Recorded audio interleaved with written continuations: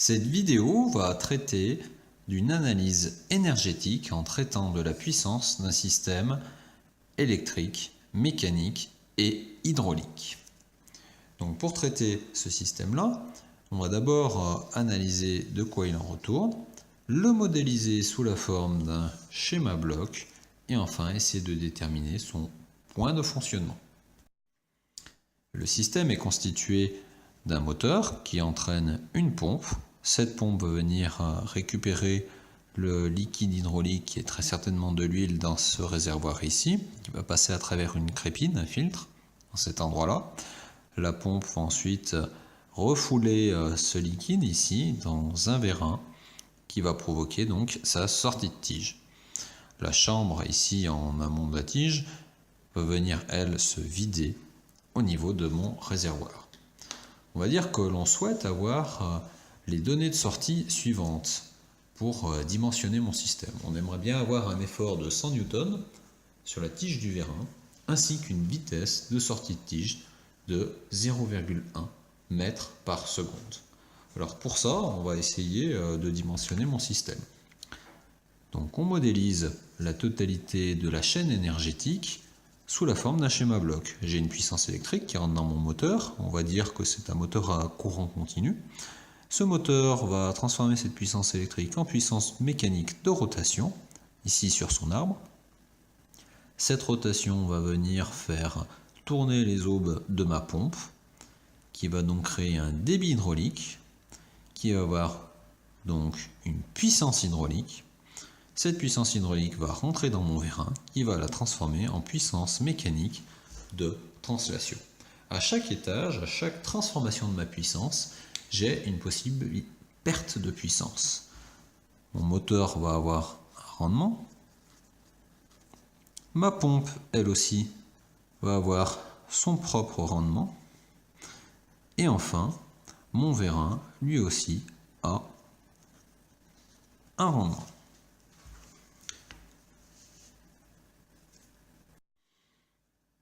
Je sais que dans un bloc, quand je fais rentrer une puissance, si je la multiplie par le rendement, je pourrais trouver ma puissance de sortie. Je sais donc que la puissance de sortie est égale à la puissance d'entrée dans un bloc multiplié par le rendement, cette lettre grecque état. La puissance, c'est en physique la multiplication d'un effort par un flux. Donc en puissance mécanique, l'effort, eh bien, ici, dans le cas d'une puissance mécanique en rotation, c'est le couple, et le flux, c'est le déplacement de la quantité.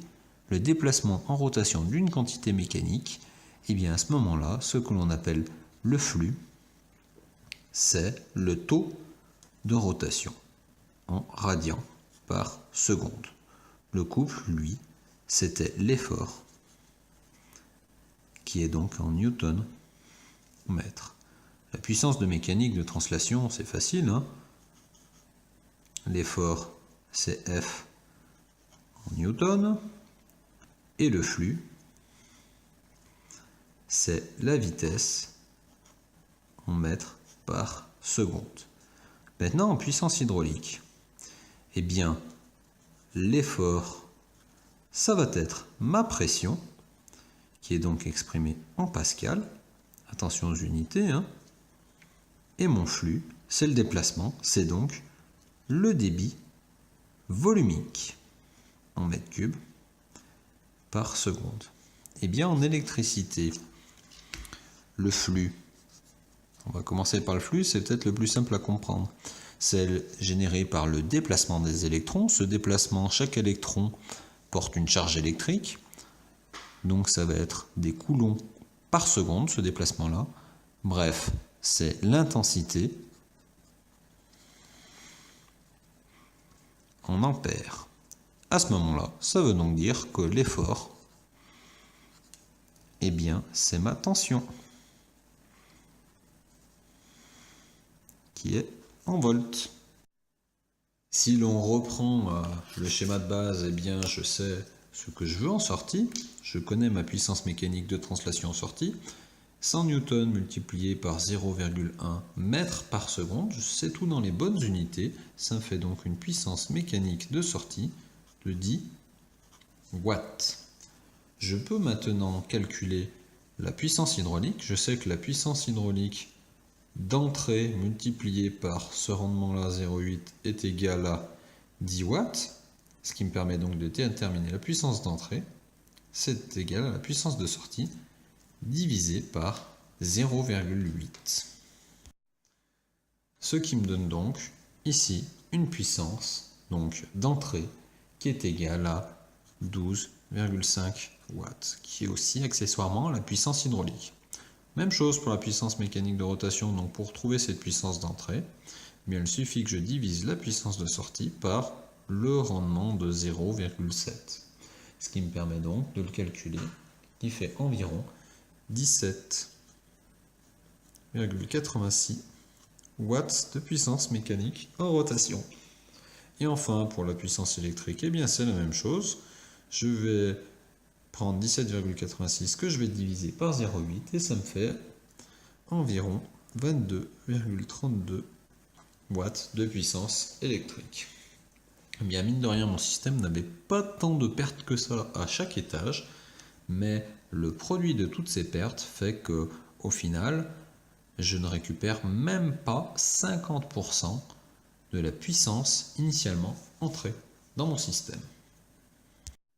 Ce qu'on va faire maintenant, on va se focaliser sur la fin de ma chaîne d'énergie, plutôt au niveau de la puissance hydraulique entre la pompe, le vérin et ma puissance de sortie.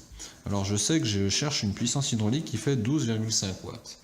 Si je prends la courbe de fonctionnement d'une pompe hydraulique, ça sera cette forme-là, c'est-à-dire que je vais avoir une puissance hydraulique en sortie de la pompe qui fait une espèce de jolie parabole, qui va évoluer en fonction du débit que va fournir la pompe. La puissance hydraulique est nulle pour un débit nul, ça c'est logique, hein, pas de débit, pas de puissance. Pour rappel, la puissance hydraulique c'était égal à une valeur de flux multipliée par une valeur d'effort. La valeur de flux c'était le débit, donc si le débit est nul, la puissance hydraulique, pas la pression, attention ici je parle bien de puissance, est égale à 0.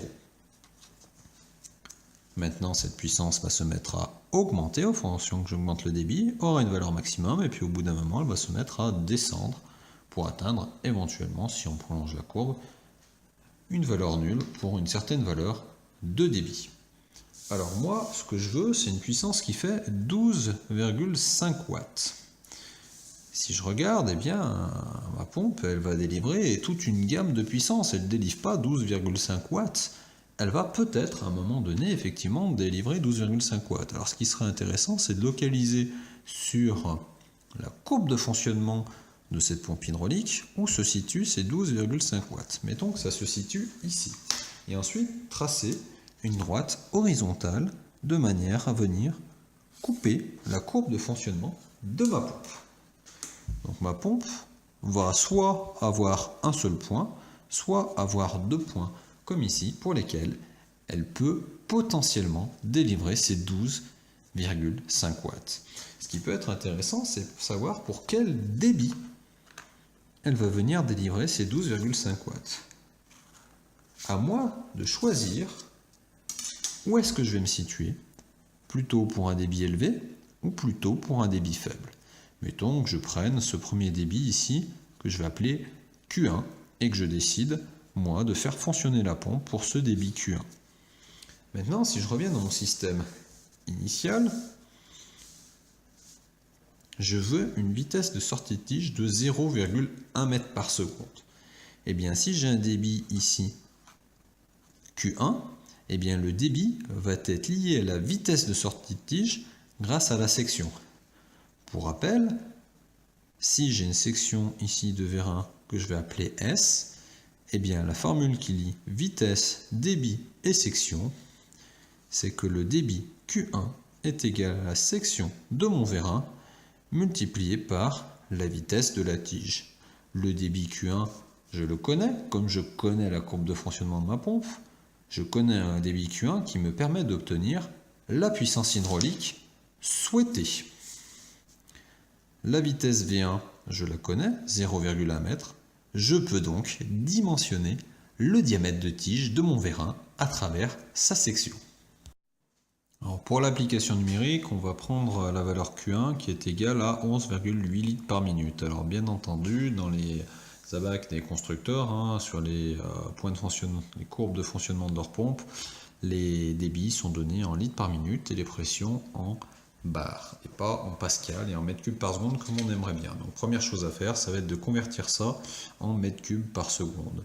Et bien dans une minute il y a 60 secondes, donc pour avoir la valeur en secondes, il faut que je divise par 60.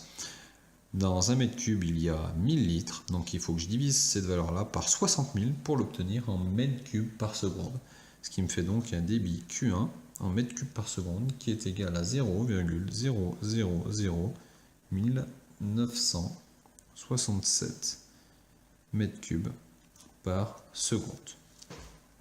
Maintenant, si je cherche le diamètre du vérin qui va me permettre de respecter cette vitesse-là, je savais que Q est égal à la section du vérin, c'est-à-dire indirectement le diamètre multiplié par la vitesse de sortie de tige. La vitesse de sortie de tige, c'était 0,1. Donc j'ai la section qui est égale à Q1 divisé par la vitesse de sortie de tige, c'est-à-dire 0,0001967 divisé par 0,1, c'est comme si je le multipliais par 10, ça me fait 0,01967 mètres carrés.